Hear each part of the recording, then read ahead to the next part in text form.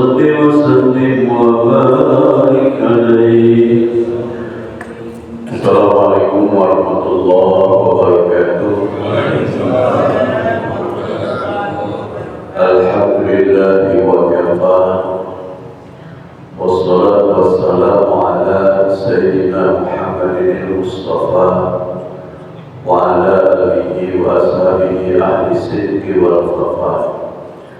أشهد أن لا إله إلا الله وحده لا شريك له وأشهد أن محمدا عبده ورسوله لا نبي بعده.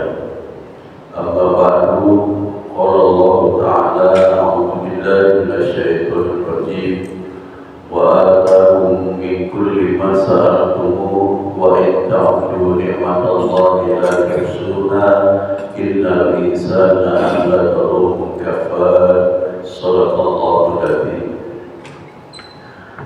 Apa kabar semua? Alhamdulillah sehat ya. Tidak terasa berputarnya waktu, bergantinya hari. Kita sekarang sudah hari Sabtu lagi.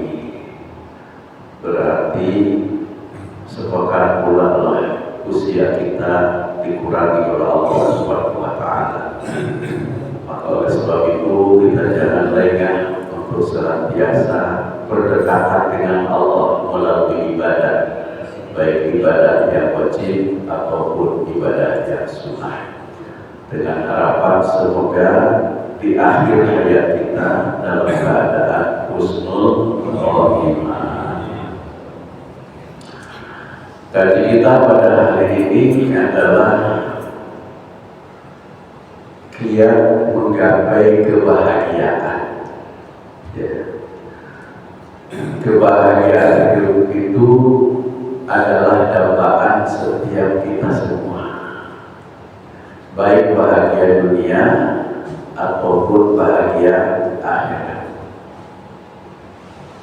Ada 4 hal yang harus kita perhatikan,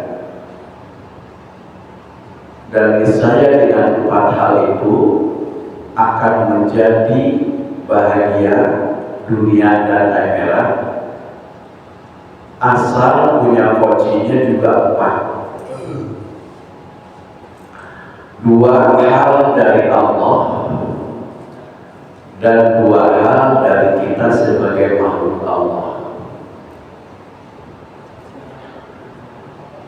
2 hal dari Allah, yang pertama itu apa? Allah pasti memberikan nikmat kepada kita. Di dalam surat Ibrahim surat yang ke-14 ayat 37. Ayat 34. Wa atakum min kulli ma sa'altum. Dan aku telah berikan segala yang kalian minta. Wa in ta'uddu ni'matallahi la tuhsuha. Dan jika engkau menghitung nikmat-nikmat yang Allah berikan, niscaya tidak akan mampu untuk menghitungnya. Innal insana ladzalumun kafar. Sesungguhnya manusia itu zalim dan ingkar kepada Allah. Jadi pasti itu Allah kasih nikmat kepada kita. Ada yang dikasih nikmat kedudukan terhormat, dikasih nikmat jabatan tinggi, dikasih nikmat melimpahnya harta, rumahnya megah, mobilnya mewah. Masya Allah. Apakah nikmat-nikmat yang Allah berikan itu akan menjadi bahagia? Belum tentu. Kan tidak sedikit orang yang Allah kasih kedudukan terhormat, tapi dia tidak bahagia. Dikasih jabatan tinggi, tidak sedikit tidak bahagia. Harta melimpah ruah, mobil mewah, bahagia. Kenapa? Karena nggak punya kuncinya. Apa kuncinya? Sederhana ucapannya, yaitu bersyukur. Itu kuncinya ya. Kalau bersyukur inilah yang menghantarkan orang itu menjadi bahagia. Jangankan harta yang melimpah, nikmat yang dianggap kecil sama kita, tapi dia bersyukur jadi bahagia. Bapak Ibu lapar, di rumah cuma ada nasi sama oncom, tapi dia bersyukur ada makanan. Bahagia kan? Bahagia, alhamdulillah ada makanan meskipun pakai oncom. Sejarah oncom. Tuh jadi di sini. Jadi akan mengantarkan keindahan kebahagiaan. Kenapa tidak bahagia meskipun banyaknya harta? Karena memang dia tidak menikmati yang ada, sudah berpikir nikmat yang belum ada. Coba. Jadi menderita ya. Bagaimana cara bersyukurnya? Bersyukurnya yang pertama dengan hati. Ya, dengan hati. Wa ma bikum min nikmatin fa minallah. Surat 16 ayat 53. Dan apapun yang terdapat di dalam dirimu itu adalah itu dari Allah. Jadi nikmat apapun yang ada di dalam diri kita ini dari Allah. Sehat dari Allah. Itu mahal Pak, sehat itu Masya Allah. Saya bulan yang lalu kan dirawat sampai seminggu. Itu semua Pak Boyo. Iya. Ya Allah, seminggu dirawat. Kalau nggak bersyukur nikmat yang sudah dialami, maka menderita tuh.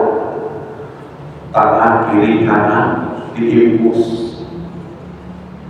Sholat kan harus selagi mata bisa berkedip dan masih berdetupnya jatuh, tetap itu wajib sholat. Bersucinya bagaimana? Tayamum sebisanya. Ya. Jadi kalau dipikir dengan akal, sholat yang model seperti itu nggak indah, nggak nikmat.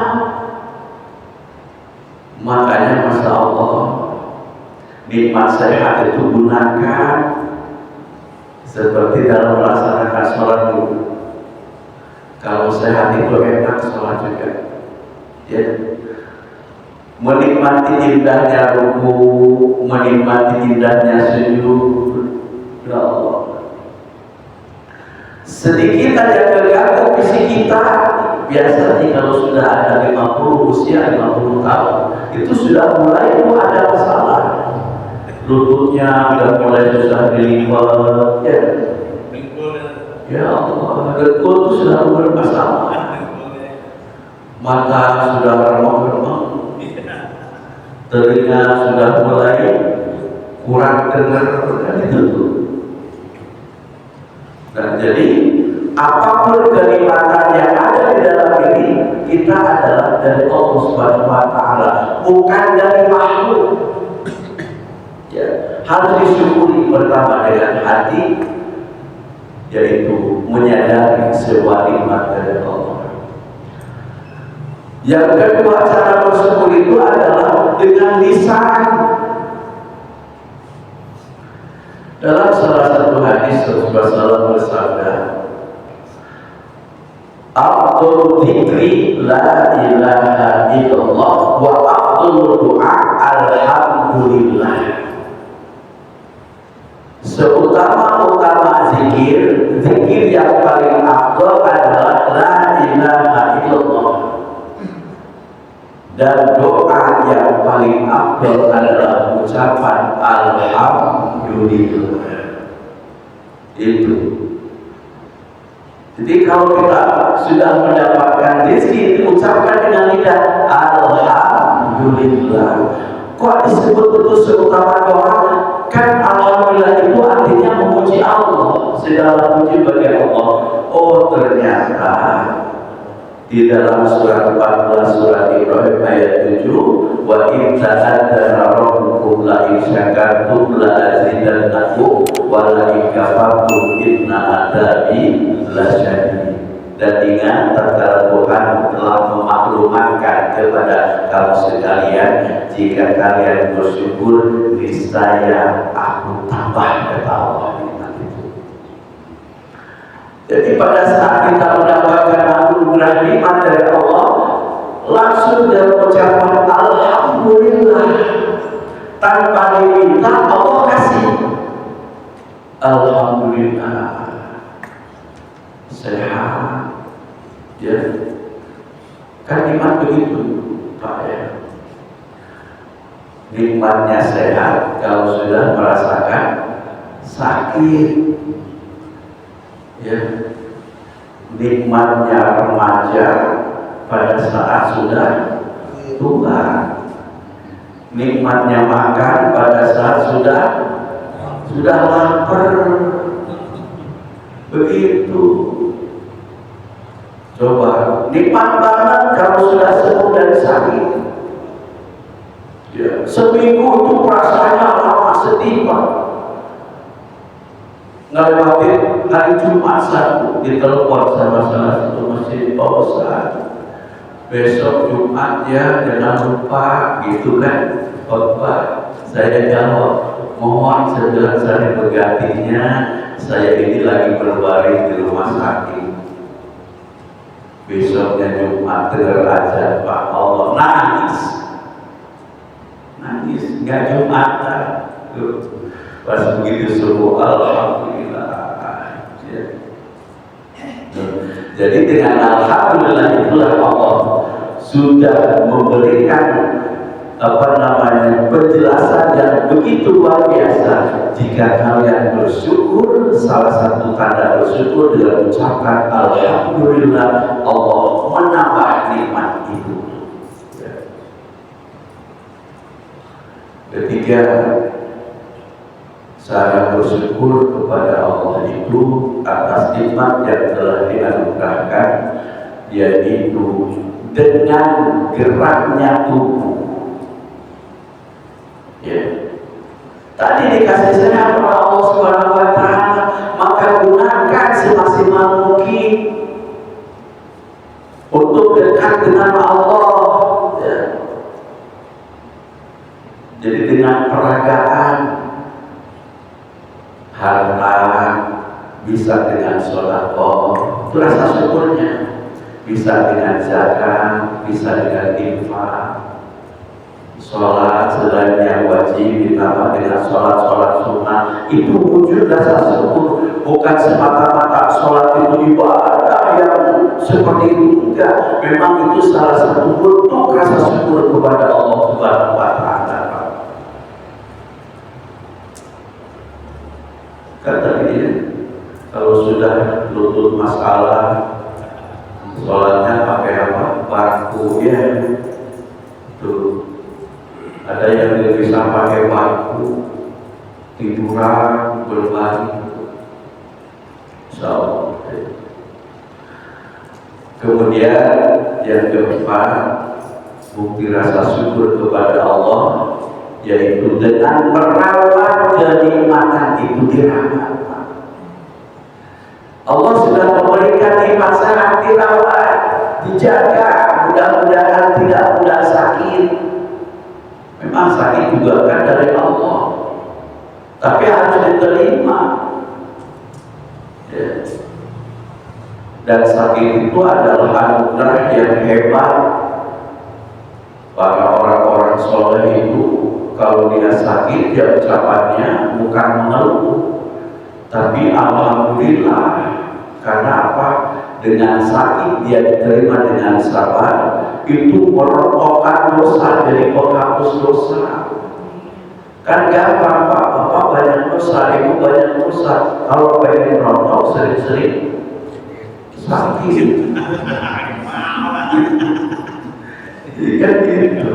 Kalau diterima dengan sabar. Kalau melupa tambah sakit, ya, dirawat. Terutama nikmat iman, ya harus dirawat tuh keimanan kita. Jangan sampai tergerus dengan kemusyrikan, ya, karena mahal kan iman itu. Para nabi dan rasul memperjuangkan iman itu, masya Allah. Hartanya, tenaganya, jiwa dan raganya dikorbankan untuk berjuang menanamkan keimanan kepada umat manusia. Tuh Nabi Nuh alaihissalam sampai usianya berapa? 950 tahun dia berdakwah, yang ikut cuma 80 orang, masya Allah. Dan jadi akan bahagia manakala Allah memberikan nikmat-nikmat beraneka macam nikmat. Kuncinya adalah dia bersyukur kepada Allah, jadi bahagia. Kalau nggak bersyukur, justru penderitaannya akan didapatkan. Ini dari Allah, sudah pasti diberikan. Yang kedua masih dari Allah adalah apa? Allah pasti menguji kepada setiap makhluk. Jadi ujian itu dari Allah, ya. Ujiannya itu ada dua garis besarnya. Yang pertama diuji dengan kemewahan, yang kedua diuji dengan kemelaratan. Diuji dengan kesehatan, diuji dengan kesakitan. Loh begitu? Iya ujian.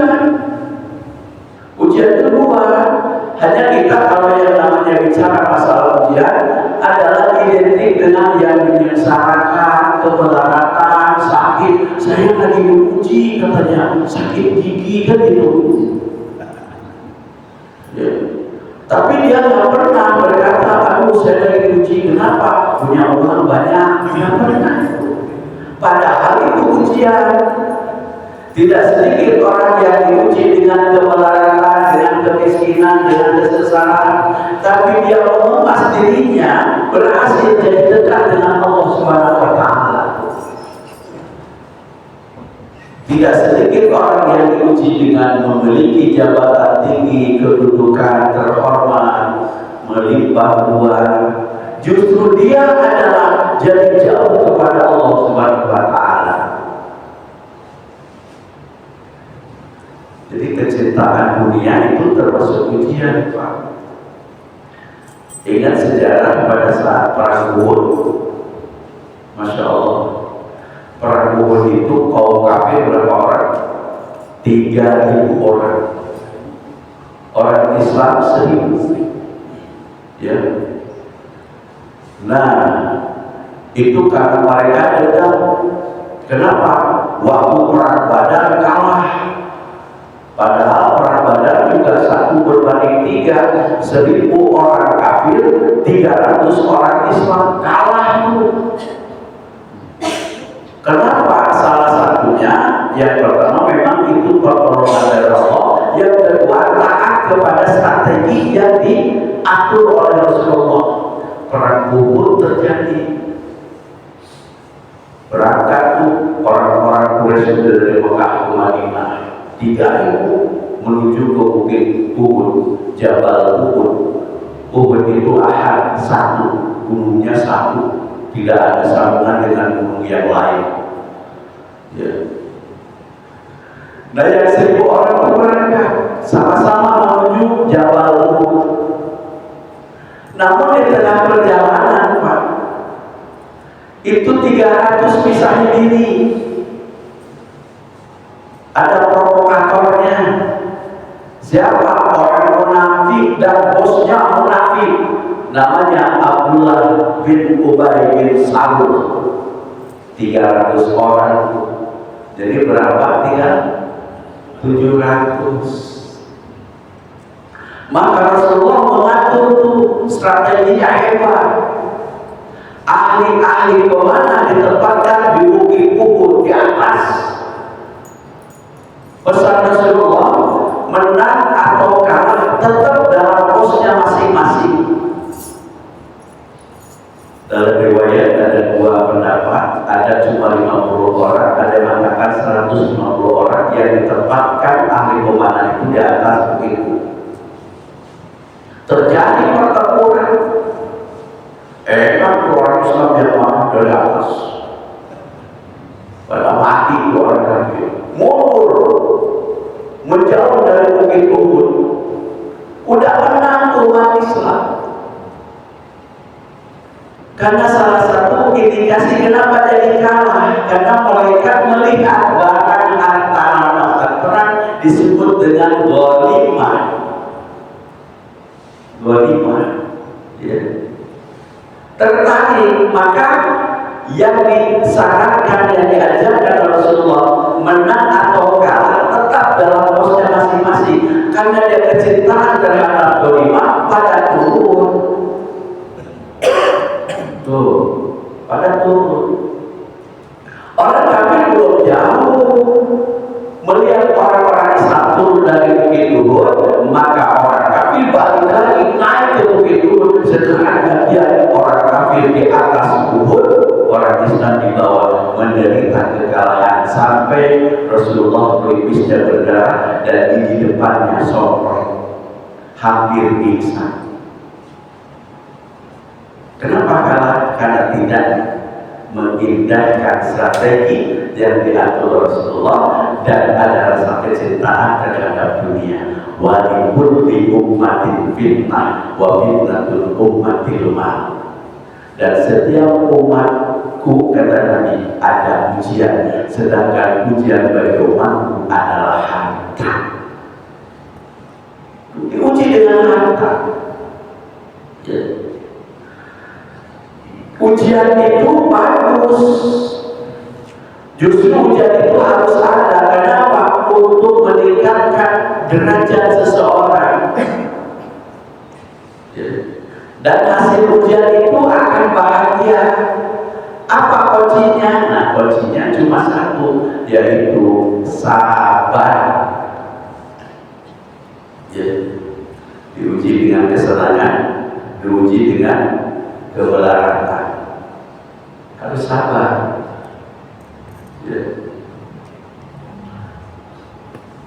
Sabar itu ada beberapa tingkatan. Yang pertama, as-sabru ala tha'ah. Sabar pada saat melakukan ketaatan. Waktu kita beribadah itu harus sabar. Lagi sholat harus sabar. Imamnya baca surat habis Fatihah agak banyak dikit, sabar, jangan gudel, ya. Kelima, karena nanti saya nggak sholat di situ lagi karena sholatnya lama, katanya. Padahal kan kalau imam baca surat sesudah Fatihah panjang, semakin banyak huruf yang dibaca, maka semakin banyak juga pahalanya, kan itu. Mestinya harus bersyukur, alhamdulillah imamnya baca suratnya panjang sampai satu surat Al-Mulk selesai satu rakaat. Ada nggak? Nah, kita nggak ada, ya. Paling ya aku kuliah makruh, subuh kuliah makruh, dan 2 rakaat kuliah makruh. Ya Allah, ya Rabbi. Subuh membaca dikit. Ya, alhamdulillah. Harus sabar pada saat melakukan ketaatan kepada Allah. Kayak ini kan, ini lagi taklim. Dulu harus sabar. Ya, meskipun nyender, ya apa-apa. Yang namanya ngaji itu harus bahagia, harus senang, ya. Jangan ada yang keterpaksaan. Lutut agak sakit, ngelocor aja nggak apa. Jangan dipaksa jelekuk, nanti gak bisa bangun, kaku. Harus bahagia, sabar pada saat melakukan ketaatan. Kemudian as-sabru 'alal maksiyah, sabar pada saat adanya kemaksiatan. Apa itu maksiat?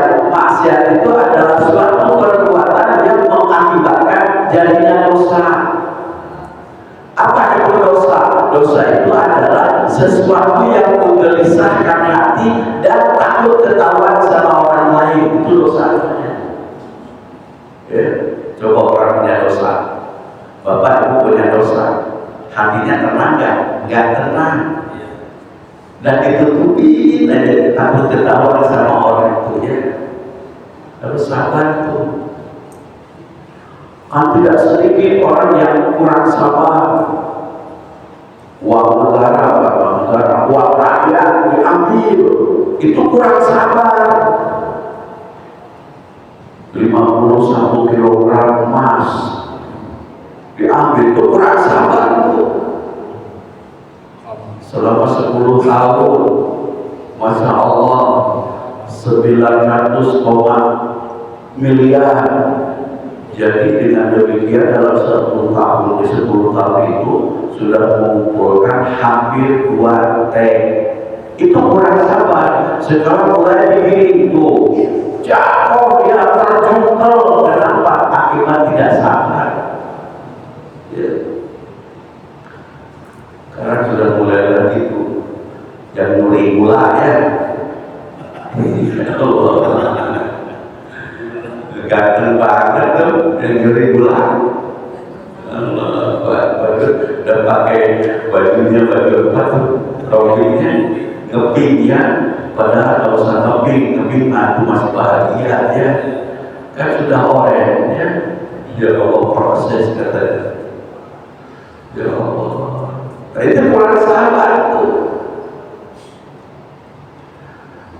Ada kita nonton TV, boleh nonton TV, tapi tontonan yang membawa tuntunan ya. Ini enggak, ini kan sekarang channel TV banyak banget ya. YouTube aja kan, coba awas jangan salah pencet. YouTube itu banyak setannya. Iya, banyak setannya. Itu harus sabar, tidak terkarikan dengan suatu kemaksiatan karena itu dosa. Kalau dosa itu menggiring hati tidak tentram, nggak enak. Baik dosa kepada Allah ataupun dosa kepada sesama manusia, itu nggak enak. Tapi mungkin kalau dosa kepada Allah itu ya bisa tidak diketahui sama orang lain, dirinya sendiri itu hanya Allah yang tahu. Tapi dosa kepada manusia ini yang paling parah, takut ketemu sama orangnya. Contohnya apa? Bayar utang nggak dibayar-bayar, punya utang nggak bayar-bayar. Ya, mau ketemunya susah, takut ketemu kan gitu tuh. Kalau ngaji dipikir dulu, pasti dia ada di pengajian. Oh, jadi dihantui terus ketidaktenangan hati karena dia punya dosa atau pernah menyakitinya, ya, dilukai hatinya, itu dosa. Itu as-sabru 'alal maksiyah, sabar di dalam melakukan adanya kemaksiatan. Kemudian as-sabru 'alal masyaqqah, sabar pada saat adanya kesulitan, sabar.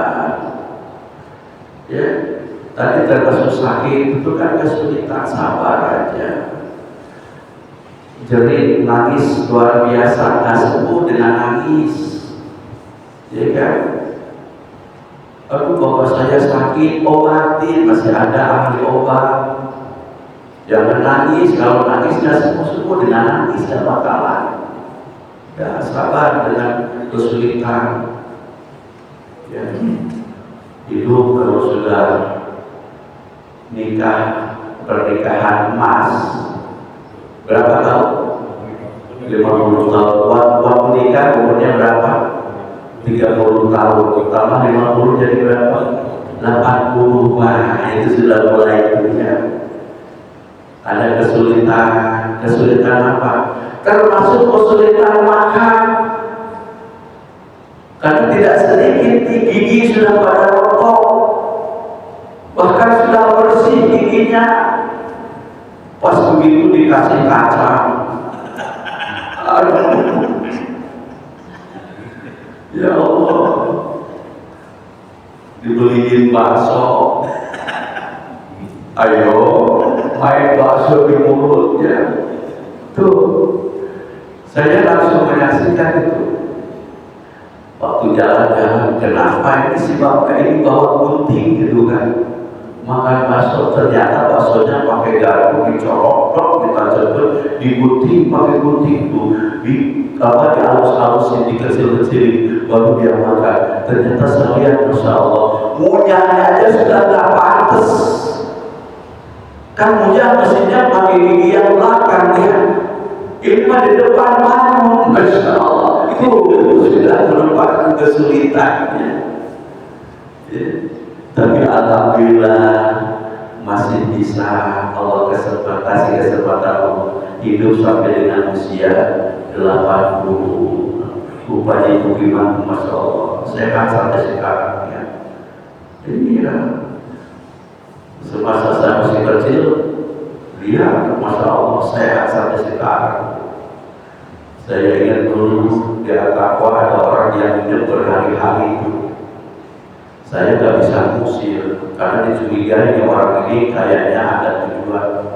Saya bawa, masih ingat Pak itu cuma dulu saya ke rumahnya dulu, diomongin sama dia, kalau nggak tidak ada apa-apa nanti bikin ada kekerasan, saya akan hidup mau berani dulu.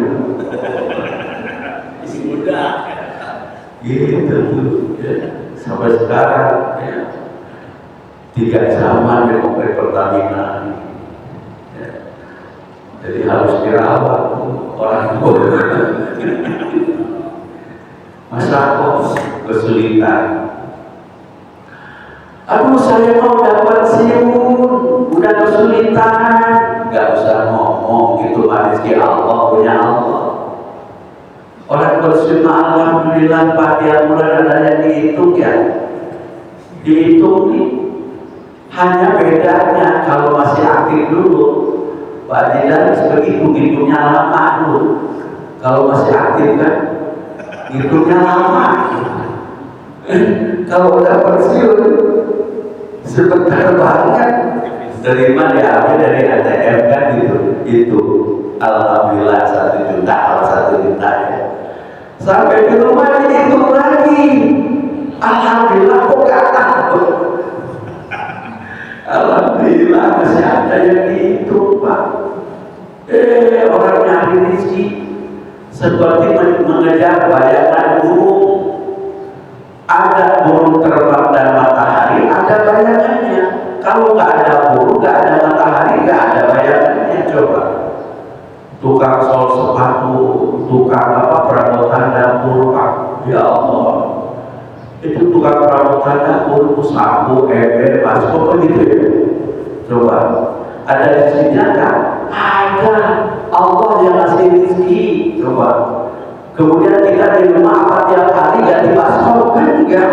Kalau rusak baru beli kan itu. Tukang sol sepatu dari muda sampai dengan tua masuk komplek Pertamina kan ada coba ya. Hidup ya. Rezeki maunya Allah. Ya. Coba, apa tiap hari kita ngesol sepatu, boro-boro juga gak pernah ngesol sepatu kan gitu. Pas begitu dipanggil Bang, kebetulan kan orang Limbangan, Garut itu Bang gitu, kadir Bang kan gitu ya. Udah, tolong sol sepatu nih, sepasang berapa? Terserah. Tuh, dijelaskan, terserah kan bingung kalau dibilang terserah. Dikasih sedikit takut kesedikitan, dikasih banyak takut kebanyakan. Akhirnya soleh sama soleh udah dikasih 1 pasang 20.000 ngesol. Padahal kan cuma sedikit robeknya itu sepatu 20.000. Alhamdulillah. tinggalnya 9 orang lagi, dapat 10 orang tuh. Kalau 10 orang dapat sehari kali 20 berapa? 200.000 kali sebulan berapa? 6 juta Pak. Masya Allah tuh rezekinya luar biasa. Kalau gitu jadi tukang sosok aja itu. Ya kalau ada yang kesel ya. Nah, jadi tidak menderita meskipun masyarakat kesulitan, saya udah pensiun dan sebagainya, itu punya Allah rezeki itu dibagikan. Dan kalau udah pensiun itu Allah Maha tahu Pak. Ya, saya mah katanya makan sudah sedikit cepat kenyang. Allah Maha tahu. Kenapa? Karena kan yang dihitungnya juga sedikit. Allah tahu perutnya sudah pensiun kan itu. Tidak ada guru saya Pak, sudah pensiun dari guru agama SD tapi kiai. Ya Allah, hebatnya pada saat dia masih sehat. Sekarang Allah takdirkan dengan kesulitan, kakinya jadi leherok begini, jadi pendek gitu orang. Saya nanyakan kenapa itu? Ya, makanya saya uji, dia tanyakan lagi diuji sama Allah. Ternyata memang kakaknya juga sama, udah pensiun agak sedikit lama, ya kakinya jadi bengkok, jadi kesulitan. Tapi kalau yang namanya ngomong masih bete, masih tegas, masih nyaring, kan itu, masih bisa marahi orang. Tapi kakinya yang menjadi masalah itu namanya masyarakat. Ya. Yang keempat, as-sabru alal musibah, sabar pada saat diuji dengan sebuah musibah. Ya. Tuh. Jadi orang kalau diuji sama Allah termasuk kita akan menjadi bahagia dengan ujian itu apabila kita punya kuncinya adalah sabar. Ya. Bahkan Allah Subhanahu wa taala di dalam surat 3 surat Al-Imran ayat terakhir ayat ke-200, ya ayyuhalladzina amanu sabiru wasabiru warabitu wattaqullaha la'allakum tuflihun. Wahai orang-orang yang beriman, sabarlah kamu sekalian dan terus tambah kesabaran itu. Ya. Jadi sudah sabar, harus ditambah lagi kesabarannya. Itu Allah yang di dalam surat apa? Al-Baqarah ayatnya ayat 153. Ya ayyuhalladzina amanu sabiru, ya ayyuhalladzina amanu ista'inu bis-sabri was-shalah innallaha ma'as-sabirin. Wahai orang-orang yang beriman, Allah itu menyuruh mohonlah kepada Allah dengan sholat dan sabar. Sesungguhnya Allah bersama dengan orang yang sabar. Ujian berapa sih? Baru 2 ya? 3 sekarang. 3 ini dari kita, dari makhluk Allah. Apa? Yaitu hendaknya kita berbuat baik. Itu dari kita tuh, berbuat baik. Karena kita ini Allah kasih kesempatan di muka alam dunia. Jangan sampai mubazir, umur sudah sekian lamanya tapi tidak mendapatkan nilai kebaikan. Kenapa? Dia tidak mau berbuat baik. Akan menjadi bahagia apabila orang itu berbuat baik. Kuncinya apa? Ikhlas. Ya, harus ikhlas. Berbuat baik kepada siapa? Satu, kepada Allah kan. Yang kedua kepada sesama makhluk Allah, khususnya kepada sesama manusia. Kepada Allah bagaimana? Ini terdapat di dalam surat 4 ayat 36. wa'budullaha wa la tusyriku bihi syai'an. Sembahlah Allah, jangan menyekutukan dengan suatu apapun kepadanya. Ibadah kepada Allah, sembah Allah. Ini berbuat baik kepada Allah. Tanda dari rasa terima kasih, beribadah. Tidak boleh musyrik, Pak. Marah Allah kalau berbuat musyrik. Sekali berbuat musyrik, ya, maka seluruh pahala ibadah itu hilang.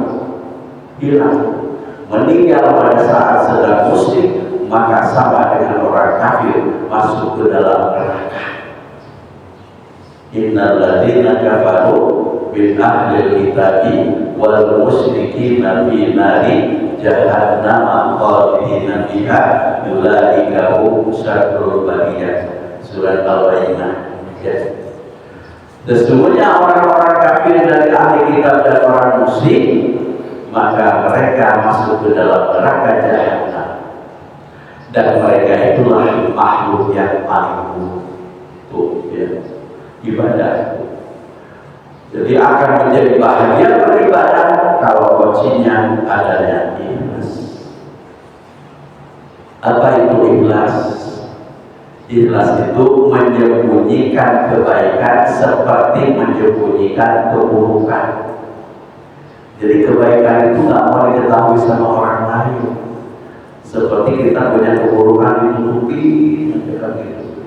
Itu ikhlas namanya. Ya. Lalu bagaimana lagi orang ikhlas itu? Dia melepaskan diri dari pujian orang, dari penglihatan orang, dari pujian orang. Orang ikhlas itu begitu. Jadi apapun yang dia lakukan, udah itu karena lillahi ta'ala. Seperti kita sholat ini kan, dalam ikrar sholat kan ada inna sholati wa nusuki wa mahyaya wa mamati lillahi rabbil alamin. Sesungguhnya sholatku, ibadahku, hidupku, matiku lillah, hanya untuk Allah. Itu begitu, tanpa ingin dilihat sama orang lain. Kalau ada orang lain sholatnya dilama-lamain, kayak orang lain musuh bener kan gitu ya, Masya Allah. Apalagi kalau dilihat sama mas tua, itu ya, tidak mau dipuji. Awas, kalau hati perilaku kita ini selalu ingin dipuji, pasti menderita. Ya, ada ketersinggungan sedikit marah, tapi kalau dipuji senang. Dan itu dasar manusia, senang dengan pujian. Maka kita juga harus puji orang lain, ya. Aduh bapak tambah sehat, alhamdulillah. Aduh ibu tambah segar, alhamdulillah. Tapi kalau aduh bapak tambah muda, nah harus dimarahi. Itu bohong. Aduh ibu tambah muda, itu bohong. Mana tambah muda? Oh iya, pakai apa namanya sekarang dari atau skincare, wah, supaya keriputnya dia hilang, tetap aja kelihatan lehernya. Ini luar biasa. Jadi ini harus ikhlas, ya. Kepada siapa kita berbuat baik, yaitu kepada Allah. Yang kedua, ini terdapat dalam surat 4 ayat 36. Wa bil walidaini ihsana, dan berbuat baik kepada kedua orang tua. Jadi lagi-lagi dalam Al-Quran, antara beribadah kepada Allah dan bakti kepada orang tua, ayatnya senantiasa berganti. Jadi nilainya, hukumnya itu sama, wajib. Ya. Berbuat baik, maka apa ya, kalau masih ada orang tuanya, manfaatkan untuk semaksimal mungkin bakti sama orang tua. Kasih sholat orang tua itu, ya. Jangan dikasih zakat, nggak boleh kalau zakat. Zakat harus keluar, ya. Sholat karena kasihan kalau tidak kasih zakat sedikit dan umur 1 tahun. Kalau sodako makan setiap saat sodako orang tua. Jadi mudah-mudahan dulu orang tua. Yang kedua berbuat baik kepada siapa? Setelah kepada orang tua, wa'idil kurba kepada karib kerabat, ya, saudara sekandung, saudara itu. Jangan kepada orang lain dulu yang jauh, saudara kita sendiri yang menderita. Itu yang lebih afdal, ya. Seperti kita berbuat baik kepada tetangga. Tetangga mana dulu? Tetangga yang paling dekat. Nah, jadi di sini ada, ya. Yang ketiga, waliyatama kepada anak-anak yatim. Yang keempat, wal masakin kepada orang-orang miskin, ya. Kemudian wajaril qurba kepada tetangga yang dekat. Pada dekat, tetangga dekat itu berbuat baik. Satu, hargai mereka, jangan diganggu keberadaannya. Bukan kata yang indah yang menyenangkan hati. Kemudian sholawat kepada tetangga, ya. Sholawatnya jangan pakai uang, takut kesinggung kalau sedikit uangnya. Kalau banyak pasti diterima. Iya, 10 juta kasih sama tetangga, ya gitu. Masya Allah. Karena ini penting, jangan diganggu.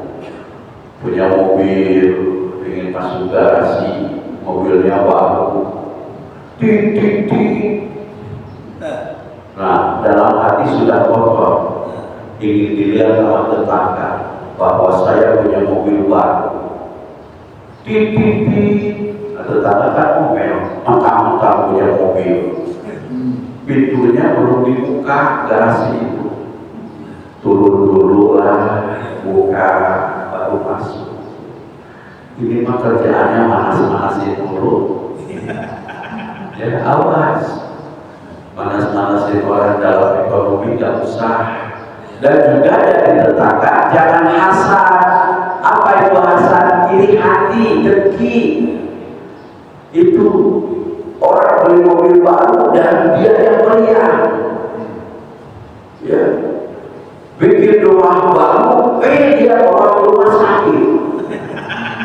Ya kan, ya Allah. Kenapa? Kotor hatinya, nggak tenang. Jantungnya itu kenceng berdetak tutup. Itu untuk apa? Kan itu. Jadi nggak ikhlas. Kita ini berbuat baik sama tetangga itu dengan kata-kata yang indah, ya. Dengan sedekah meskipun hanya apa? Dengan pisang goreng, ya. Lagi hujan-hujan bikin apa pisang goreng. Assalamualaikum, jadi saya bikin pisang goreng pada kali berkenan, diterima alhamdulillah.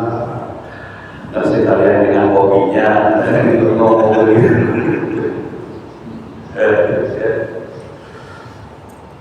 Kemudian wajadil junubi, tetangga dekat dan tetangga jauh. Nah, baru tetangga itu ada 3 kategori, Pak. Satu, tetangga yang sedang dengan kita, saudara kita sendiri jadi tetangga. Yang kedua, tetangga karena satu iman, satu agama. Yang ketiga, tetangga yang bukan satu agama, tetap berbuat baik. Ya, berbuat baik itu karena manusia itu, ya. Kemudian wasahibil jami dan sahabat sejawat, teman sejawat kita berbuat baik, ya. Sejawat ini sama-sama pengurus masjid, harus baik kan. Ini mah kerjaannya curiga, masa perempuan bawa ke rumah, masa perempuan hilang, mungkin sama dia udah curiga aja. Awas, kalau sekarang itu banyak Pak, pakai apa? Lakban, berperokok pakai lakban, mancing dan Jadi pernah diantar Bapak, ketangkep orangnya, itu pakai ini, pakai kayu apa? Bambu kecil, dia pakai lem. Nah, Katanya kata temennya, hebat makannya pakai sop buntut mulu katanya. Itu uangnya di situ. Dialami dalam Pak. Itu dijemur, dialisar, kan pakai besi, digerinda coba. Itu Masya Allah. Makanya harus rukun antara pengurus, jangan saling curiga. Kenapa? Kita sebagai pengurus itu PGA,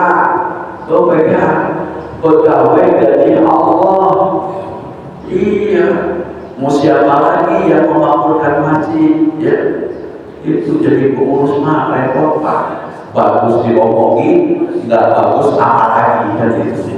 Maka harus apa? Sabar. Sabar, makin jadi pengurus.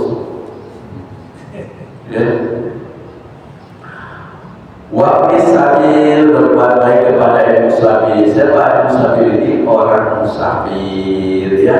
Wa ma malakat ayman, wa itu dan juga kepada hamba saya, yaitu berbuat baik, ya. Innallaha la yuhibbu man kana mukhtalan fakhur. Sesungguhnya Allah tidak menyukai kepada orang yang membangga-banggakan diri dan semua. Ya, tuh. Jadi ini berbuat baik dari kita akan menjadi bahagia dengan berbuat baik itu. Kuncinya kalau ikhlas, kalau nggak ikhlas. Terakhir dari kita semua Bani Adam suka berbuat salah yang menjadi akibat dosa. Itu kita akan menjadi bahagia apabila kita melakukan kesalahan sehingga menjadi berdosa. Kuncinya ada usaha bertobat kepada Allah Subhanahu wa Ta'ala. Jadi kuncinya adalah tobat.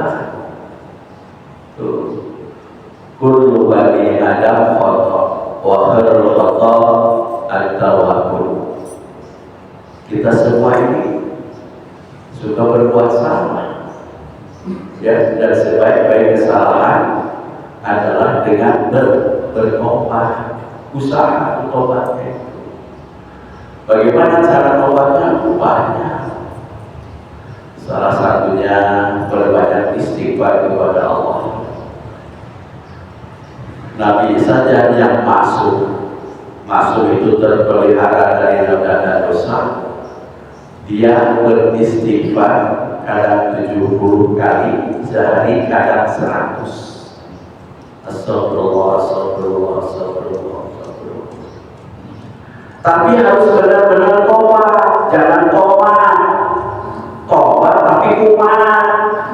Udah tahu itu salah, dilakukan lagi. Sudah tahu itu lobang, nyebur lagi, dan itu. Jangan terperosok kepada obat yang sama. Tuh, ya, obat, ya. Allah Maha menerima obat. Sebesar apapun dosa yang dilakukan oleh hambanya, Allah lebih besar dan lebih luas ampunannya. Justru Allah sangat mendapatkan kepada hambanya yang terjerumus dengan kemaksiatan, lalu dia bertobat, disuruh tobat sama Allah. Ya ayyuhalladzina amanu tubu ilallahi taubatan nasuha. Wahai orang-orang yang beriman, bertobatlah kalian kepada Allah dengan sebenar-benarnya tobat. Itu disitu, ya. Nah, jadi ada 4 hal tadi yang harus kita perhatikan. 2 dari Allah, 1 apa? Apa satunya? Aduh, lupa lagi ya. 1 apa? Nah, itu dia. Yang kedua, ketiga, keempat, 2 dari Allah, 2 dari manusia, ya.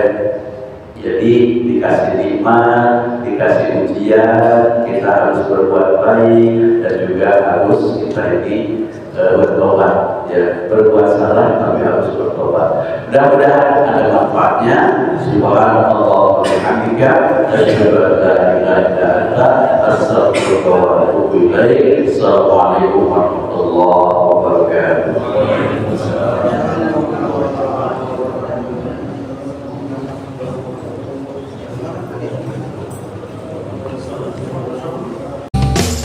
Al-hijratu qillatu hadina hamalal islam